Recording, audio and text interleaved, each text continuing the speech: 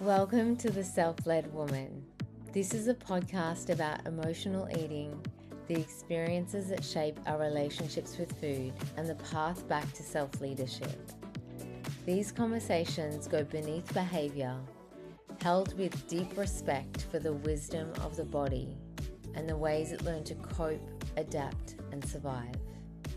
And when we can peel back those layers and meet the parts of ourselves that need care, we begin to see that food was never the problem and we can return to who we really are. I'm your host, Megan Darnell. Let's dive right in. Today, we're going to talk about cravings and what they actually mean. Sweet cravings, salty, crunchy food cravings, spicy and warm foods, and chocolate cravings. And what I want to say about this is that this isn't one of the episodes, or where I'm going to tell you that it means something spiritual, but there's actual deep emotional messages beneath cravings. And when I learnt this, it kind of blew my mind, but it also makes so much sense. So I'm really excited to share this with you. Sometimes we crave salt because we haven't eaten properly all day. And sometimes we're craving sugar because our blood sugar is actually just cooked. Sometimes we crave chocolate because we're in our luteal phase and our body is literally asking for more magnesium and carbs. Cravings can be physiological, there's no doubt about that. But they can be emotional. And for a lot of women, they're actually both.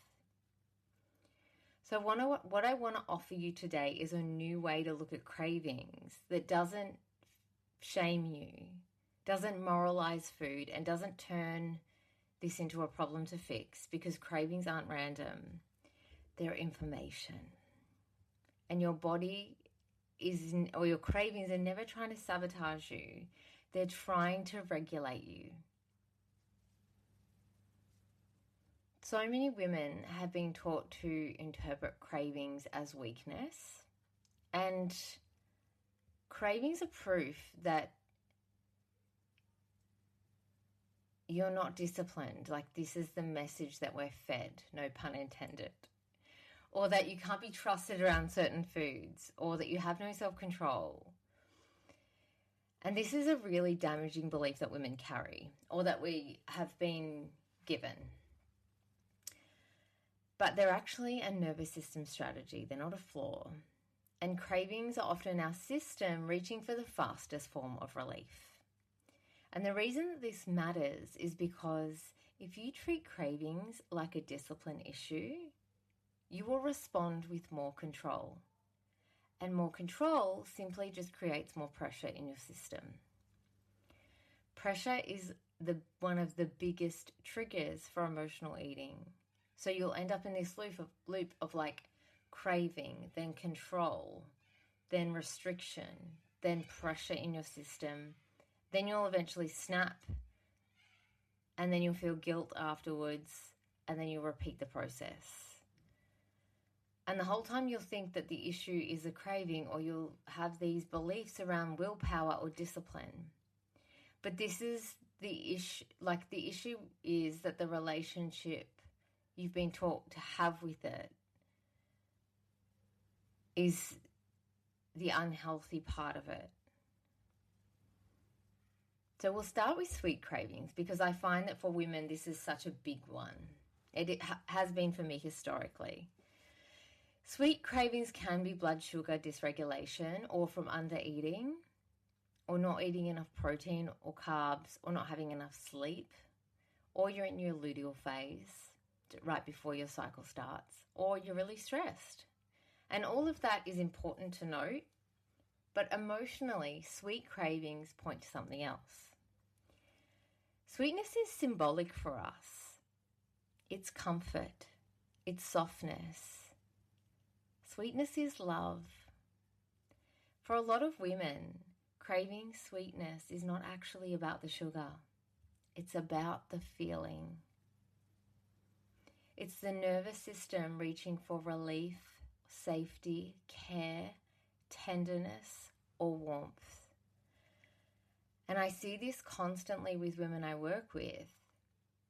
these women are high functioning. They are holding everything together. They've got work deadlines. They're doing the school run, the mental load, the relationships.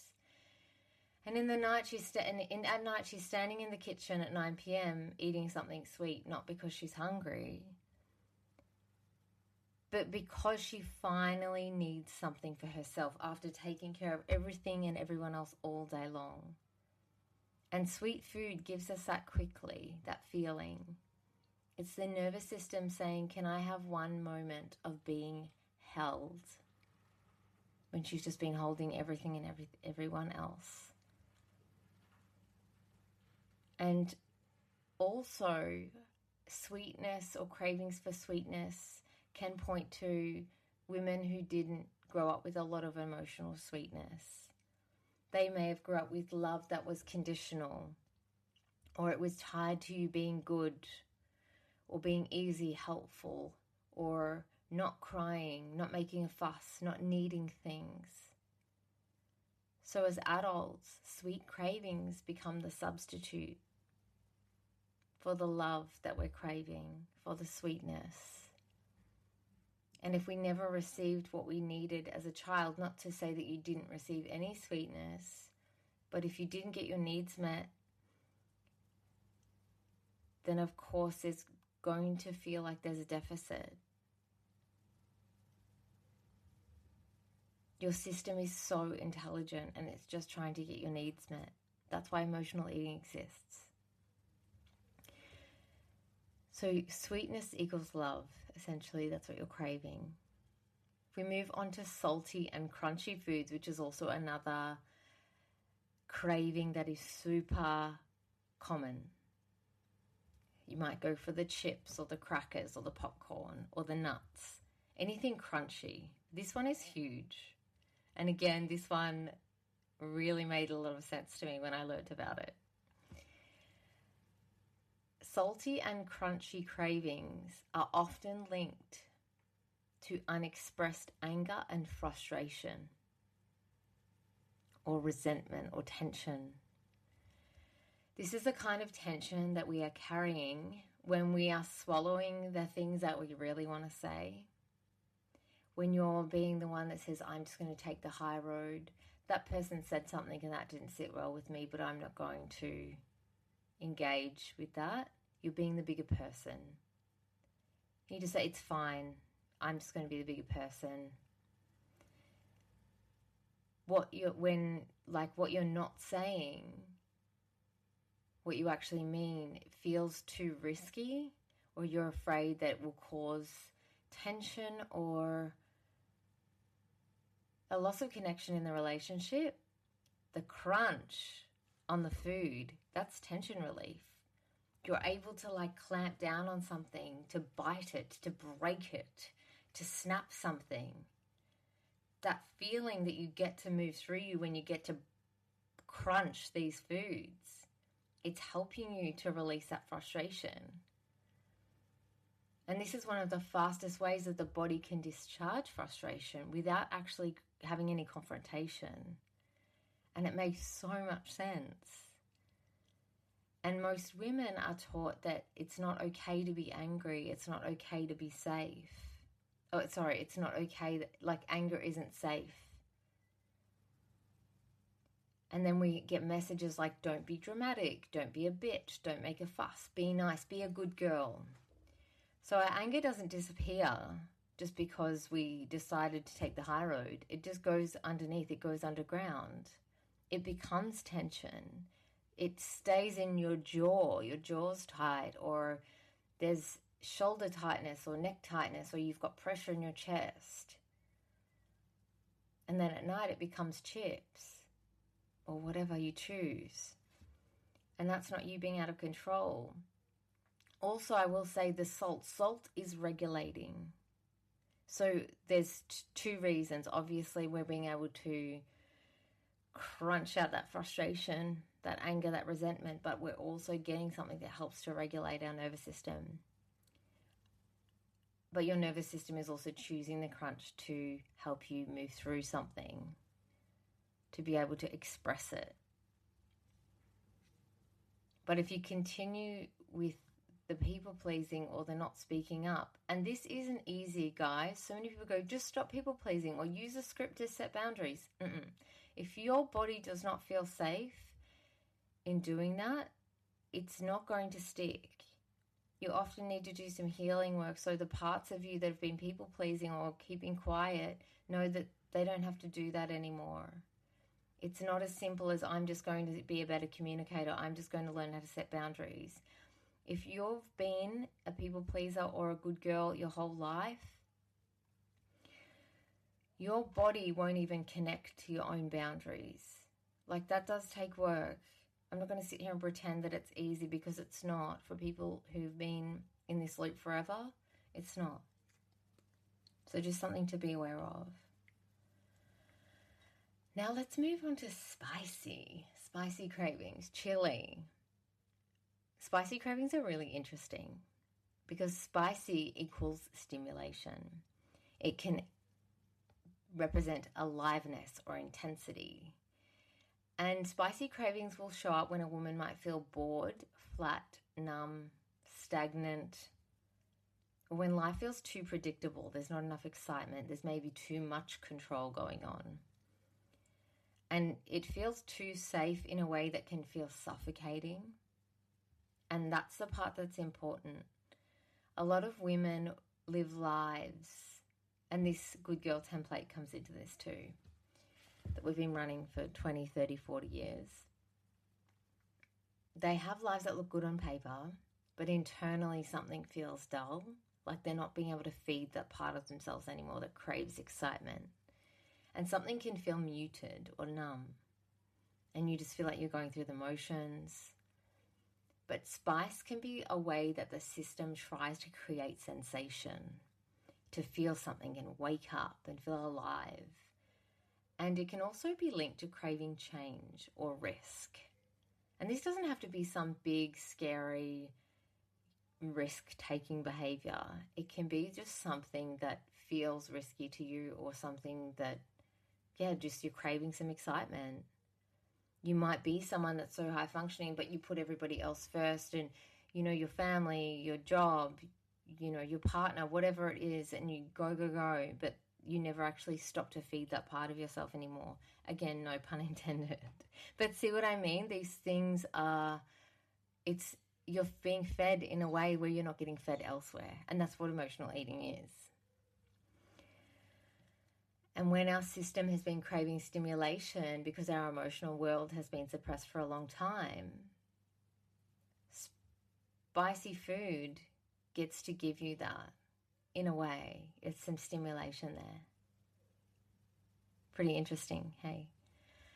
So moving on to like warm food cravings. If you're someone that craves warm food like soup or pasta or toast or oats, or like warm desserts, warm foods aren't just comfort. I mean, they are. They're very comforting.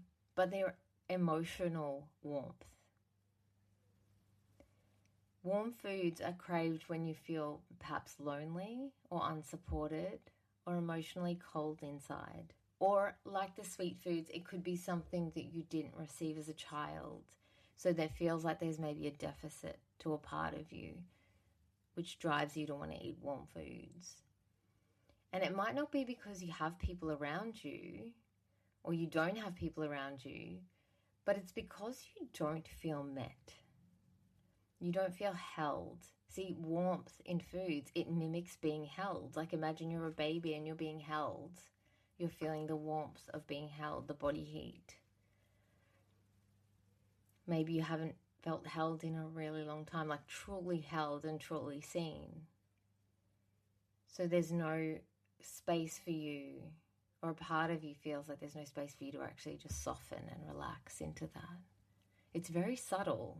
For a lot of high-functioning women,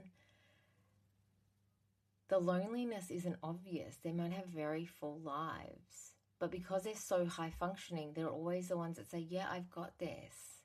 Yeah, I've got it. Like, I'll be fine. And they always take care of themselves. But no, often they can have all these people in their lives, but no one truly knows the depth of what's going on underneath, or what they're actually dealing with or what they're actually moving through, because they're so self-sufficient. But that can be lonely. And this can be subtle.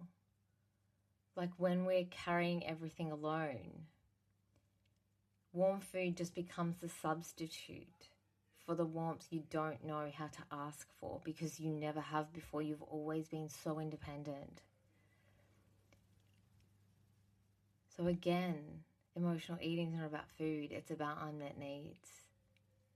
It's about, I'm not being fed this in other areas of my life. I'm not being fed the warmth that I need, or the care, or feeling held. So the warm food becomes the substitute. Now on to my very favorite, chocolate, which is definitely my craving go-to. Always has been. But chocolate cravings have their own category. Obviously, there's the sweetness. But it's not just because chocolate is sweet. Like, chocolate has other associations. So it has sensuality, richness, indulgence attached to it. It's associated with love, desire, pleasure, sexuality, sensuality, and permission. And this is where things get really interesting, because a lot of women don't just crave chocolate. They fear it. And this was my, I guess, mindset historically. It's definitely not anymore. But they treat it like it's dangerous, like it'll ruin everything. Like someone's got a bomb in the house and you just need to keep that away from me. That's kind of how people act around chocolate. Like they think it'll make them lose control. But what I want you to consider is chocolate is often where your nervous system meets pleasure. And if you've been so high functioning that you just go all the time and you don't ever stop to truly allow yourself to experience pleasure, or if pleasure felt unsafe for you at any point, you'll crave it and then punish yourself for it later. And this is why chocolate can feel charged or have these beliefs around it, because it represents, get this, receiving. And for so many women, receiving is not neutral. It carries consequence. And I've spoke about this in a lot of my content, but often like when we are eating, we are receiving. But if we don't have a very good relationship with receiving, or allowing ourselves to feel pleasure or to enjoy our food, and I'm talking being able to allow yourself to sit down and eat a meal and digest it. I'm not talking about eating at your desk or on the run or in the car or just grabbing a quick snack in between meetings. Like actually being able to sit down and enjoy a meal fully, enjoy the colors, enjoy the textures, enjoy the taste, and really be fully present with that. For a lot of us, we may have had experiences where receiving wasn't neutral. We were given things but then told that we owe someone for that, or that we need to repay them. And a lot of women will relate to this who have interesting relationships with receiving. Your friend might decide when you catch up with them to shout you a coffee. And you go, oh, no, I'll get it. And she says, no, I want to get it. And you're like, okay, well, I'll get the next one. Like we can't just receive the coffee. Just little things, or like I need to do something for them now because they did that for me. Like not just being able to receive with like a really clean energy. It's super interesting. But the most important part of all of this, and if you take nothing else from this episode, I want you to remember that your cravings are not the enemy. They are your system trying to meet your needs. And if you fight the craving, you miss the need underneath. And when your system's needs, or when your needs don't get met, the craving will just come back louder later. Or again, when it's emotional, it can feel like, oh, well, I'll just have this chocolate, but then you're craving it every day or all the time. There's something underneath that wants your attention. There is a need to be met. And this is exactly why behavioral change approaches fail, because they focus on stopping the behavior, but they don't offer your system an alternative, and there's always more depth to what's going on. And the body doesn't stop a survival strategy unless something else can take its place. And that's not your mind, that's your nervous system. If you crave foods like sweet foods, salty, crunchy, warm, spicy foods, or chocolate, instead of saying, what's wrong with me? Why can't I stop eating this thing? Or why do I always crave these things? And it comes from a place of frustration. Can you pause and ask yourself, what exactly do I need right now? It might be a hug, it might be a cup of tea, it might be a 5-minute break from your desk to go outside into the sunshine. It might just be you need more protein or sleep or water or rest. And also I want to say, if there is a craving and you choose to go and eat that food, there's also no shame in that. There's nothing wrong with it. But can you ask yourself, like, the deeper question, what is it that I actually need right now? It might be some of those physical things, that you might just need more rest. But maybe the answer is, I need to stop swallowing resentment. I need to have that hard conversation. I need to ask for support. Now that can be super scary, because asking for support requires you to be seen. And if you've been the hyper-independent, high-functioning woman your whole life, I guarantee you that you're not very good at asking for support. And you're also terrified to be seen. And interestingly, in my 12-week program, where we work with women who struggle with emotional eating, or sometimes it's control, not necessarily the eating, but sometimes they just don't feel free with food. One of the biggest parts that comes in, and nearly every client ends up working on this part of them, which has nothing to do with food, is the part of them that's afraid to be seen. It's very interesting. But when we have to ask for support, that requires us to let the people we love see us in our vulnerability. And that can be really scary. Maybe you need to let yourself feel what's underneath. Sometimes we use food to meet a need, but there's actually an emotion that is actually asking for our attention. Maybe you need to stop abandoning yourself, like saying yes when you don't want to say yes. This is what internal family systems does. It helps you stop fighting the behavior and start meeting the part that has the need underneath. So the behavior doesn't need to keep doing that job. And it's perfectly okay to have the craving. It's perfectly okay to meet it. It's perfectly okay to receive comfort from that, or warmth. But ask the deeper questions. If you're listening to this and you're thinking, oh my God, this is me. Like, I'm the chips girl, or I'm the chocolate girl. You're not weak. There's not you're not failing at all. But your body has just been trying to regulate you this whole time. And when you can learn to stop shaming it or getting frustrated and start listening to what's underneath, this is where you can begin to start to make those shifts. And this is the work I do inside Release and Reclaim, my 12-week one-on-one therapy container, where we heal the emotional eating, because we heal the patterns underneath it. We heal the parts underneath it.